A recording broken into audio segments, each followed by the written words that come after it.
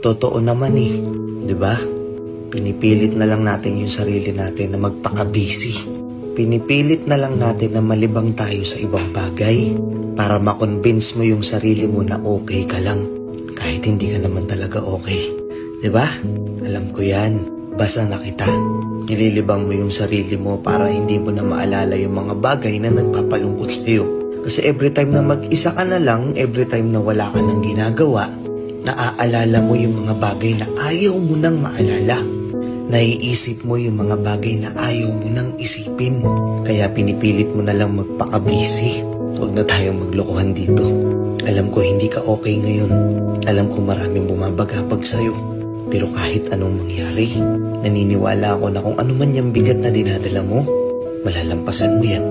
Parte lang yan ang buhay.